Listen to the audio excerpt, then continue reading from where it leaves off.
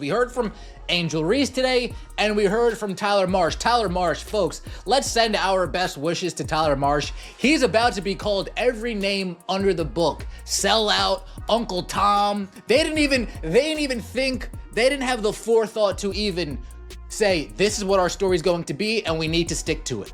This is what our alibi is going to be, and we need to stick to it. The WNBA just launched an investigation into racist comments based on the flimsiest evidence imaginable. What Chicago Sky's own coach Tyler Marsh revealed about what he did or didn't hear during the game is absolutely stunning. Did Chicago Sky coach Tyler Marsh just blow the lid off this entire WNBA controversy? Actually something newsworthy said today in regards to the alleged hateful fan comments made toward Angel Reese during the Fever and Sky game on Saturday, because the Sky actually gathered for practice today, and they spoke, and both the coach and Reese spoke. In a statement that's sending shockwaves through basketball circles, Marsh admitted something that is directly calling out Angel Reese's lies. So why is the WNBA launching the space solely on social media chatter with zero video or audio evidence instead of talking about the incredible game? We're discussing an incident that seems to be built on nothing but social media rumors. So what exactly did Marsh have to say? And what did Reese post on her social media that directly contradicts the victim image she is portraying? If you stand with Indiana comment, I've got Fever down below. Let's go. More notable comments came from Tyler Marsh, the head coach of the Chicago Sky. Here is what he said without further ado, which is probably the biggest bit of information, actual information we've gotten since this whole can of worms was opened, other than the actual statement. Coach Tyler Marsh just blew up the entire WNBA investigation with 6 simple words. I heard when everyone else did. That was his direct response when asked when he became aware of the alleged comments during the Fever Sky game. Think about what that means. The head coach of the Chicago Sky, who was on the sidelines the entire game, only learned about these untoward comments at the same time as everyone scrolling through Twitter. Marsh went on to say, I think it's something that we heard about, and so we're just forthcoming with anything that the league is able to do investigation-wise. About investigation with your team is going to investigation.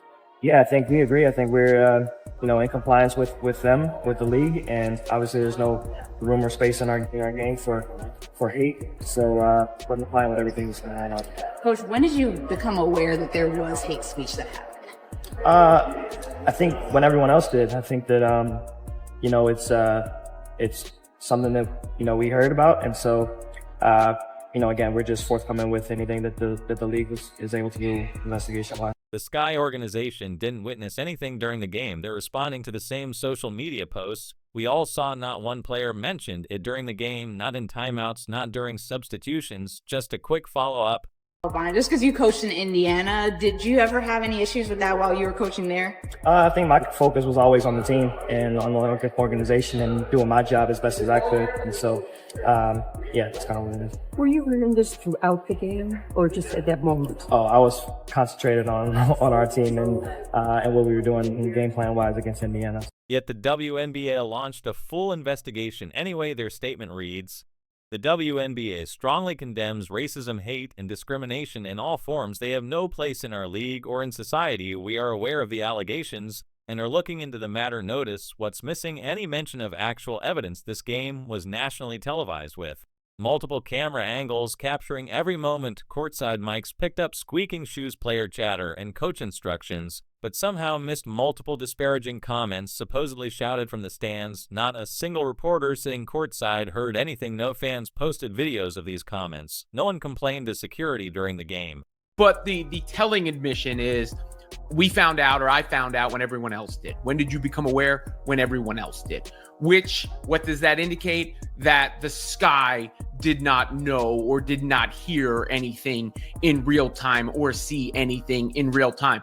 So that makes the Sky, that makes the Fever, that makes me, that makes everyone I talked to who was in the arena, everyone else who has spoken from the arena. You're telling me that in 2024, in an arena full of smartphones, not one person captured evidence of these comments? The broadcast team didn't mention it. The commentators didn't address it. The in-arena announcer never warned fans about inappropriate behavior. Security wasn't alerted to remove anyone. So, what exactly is the WNBA investigating? That makes no cameras, no cell phones.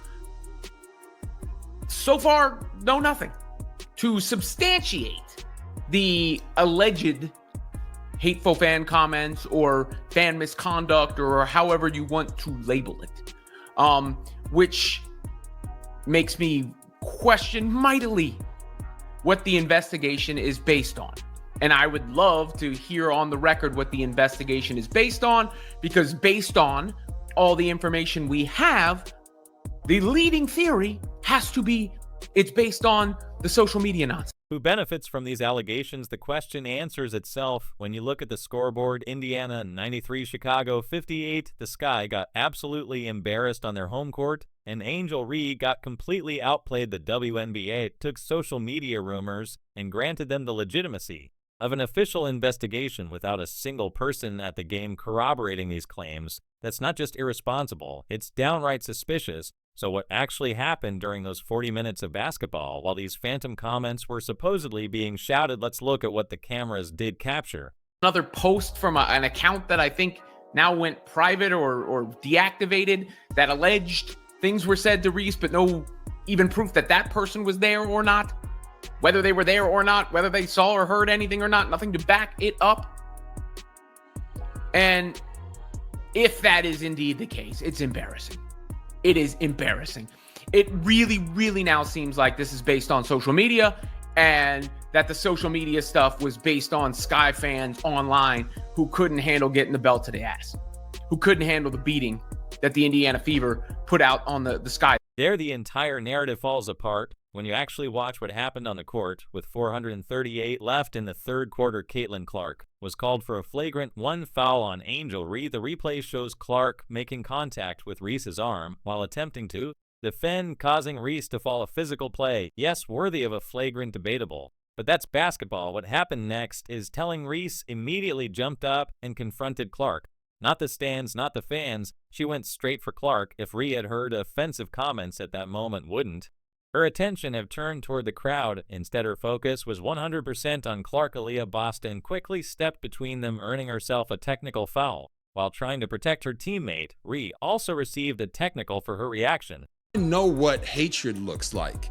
Angel Reese hates Caitlin Clark, not some basketball rivalry. During this entire exchange, not once did any player point to the stands, alert officials about fan behavior, or show any reaction to comments from the crowd. The coaches didn't approach the referees about fan conduct. The officials didn't warn the crowd or call for security. Everyone's attention remained fixed on the one-court action. The body language tells the whole story. Reese was angry about the physical play, not external factors. The reactions of all players involved. Clark, Reese, Boston teammates, coaches were entirely consistent with a normal basketball confrontation. Not a single gesture or reaction indicated anyone heard inappropriate comments from the stands. There is a lot of history there with Caitlin Clark and Angel Reese.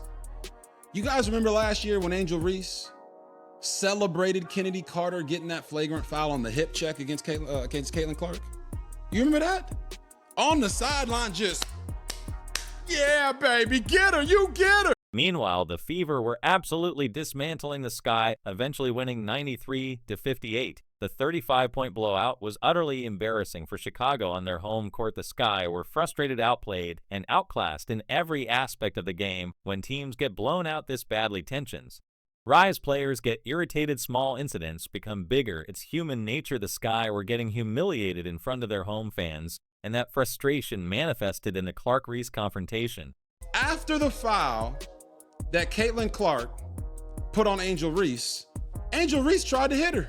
But if it wasn't for Aaliyah Boston putting her arms in the way, Angel Reese would not be playing basketball anymore, because she was going to sucker punch Caitlin Clark. So why would Angel Reese and the Sky focus on alleged fan behavior instead of addressing their poor performance? The answer is painfully obvious. It's much easier to claim victim status than admit you got thoroughly outplayed by your biggest rival. The incident we all witnessed was nothing more than competitive basketball. Two fierce competitors got physical tempers, flared technicals were issued, and the game continued. What's strange is how quickly the narrative changed after the final buzzer. The post-game responses tell an entirely different story than what the cameras captured during those 40 minutes of basketball. When the final buzzer Sounded two very different stories emerged. Angel Reese took to social media, first re-sharing a TikTok that featured multiple photos of herself alongside an image of Clark after the flagrant foul. The caption, "White gal running from the Fade Street," slang for someone avoiding a fight. This wasn't just adding fuel to the fire, it was dousing the flames with gasoline. Oh, Tyler Marsh is about to get run out of Chicago. First things first, let's hear what Angel Reese has to say. Let's hear Angel Reese. And if you guys pay attention, listen to her voice and listen to how she's on the edge of breaking down. Very funny. Yeah, obviously there's no place in this league for that. I think the WNBA. Let's also watch the nervous body language, the nervous twitching. Yeah.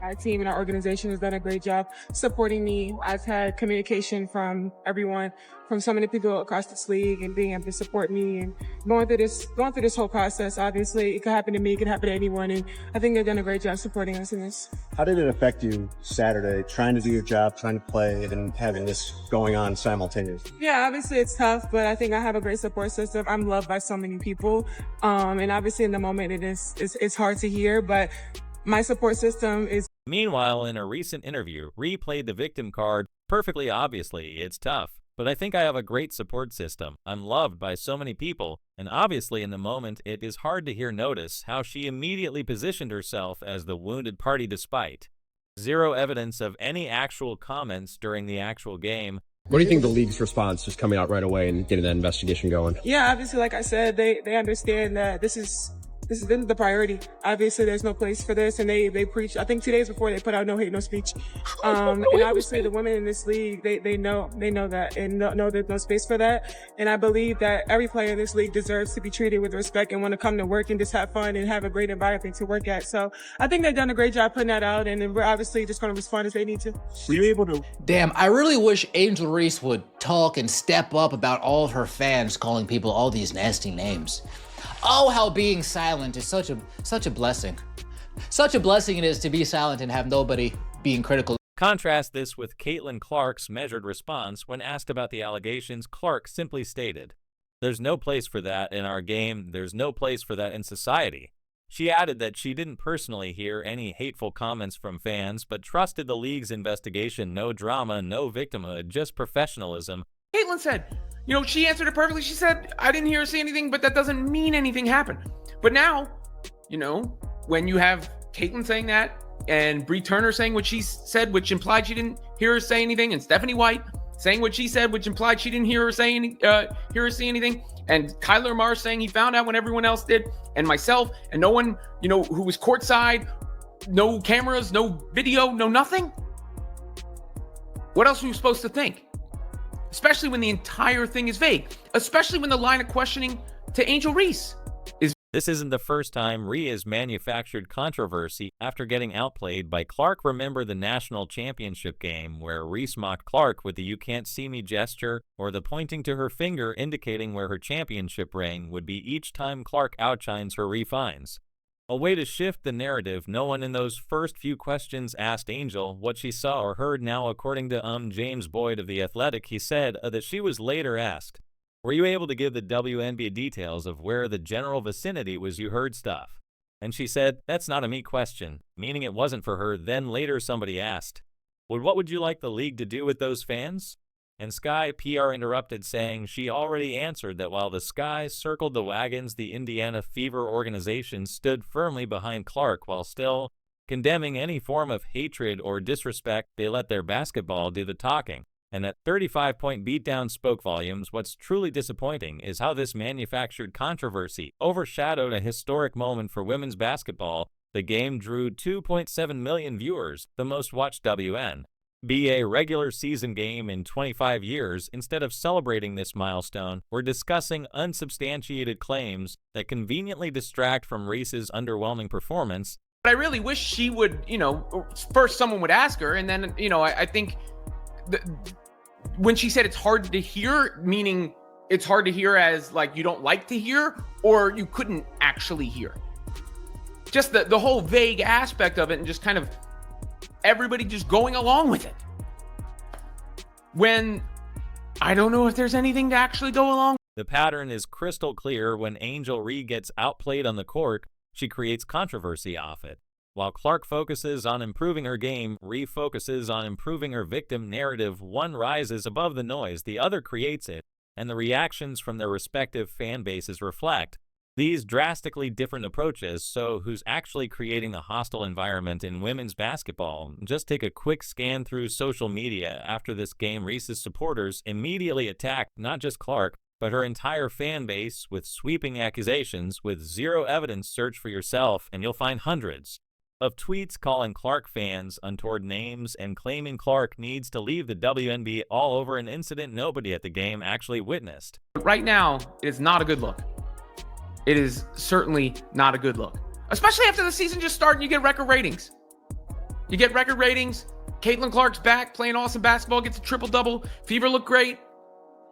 And somehow, it appears a couple of Twitter trolls have completely dictated the coverage of the WNBA. The WNBA is no space for hate. Initiative is being weaponized as a shield against any criticism of Reese. Say anything negative about her game, you're labeled a hater. Question these allegations, you're being derogatory. It's a perfect way to shut down legitimate basketball discussion when your favorite player shoots 4 for 16 in a 35-point blowout loss. Angel Reese has built her brand on controversy. From the championship game antics to her constant social media feuds, she's perfected the art of staying relevant through conflict. Every time Clark outshines her on the court, a new off-court drama mysteriously emerges. Meanwhile, Clark just keeps making history on the hardwood. Hey Angel, how is it like dealing with the environment of people calling you all those names? Oh, if it can happen to me, it can happen to anyone. Oh, Angel, how did it feel? How did you push through that? Oh, well, obviously it's hard to hear. Wait, did it happen to you or did you not hear anything happen to you? That's very interesting. While everyone's arguing about unsubstantiated claims, we're ignoring the absolute clinic the Fever put on. Lexi Hall dropped 9 points, 9 rebounds, and 2 steals. Aaliyah Boston dominated with 19 points and 13 rebounds. Kelsey Mitchell and Natasha Howard both poured in 15 points.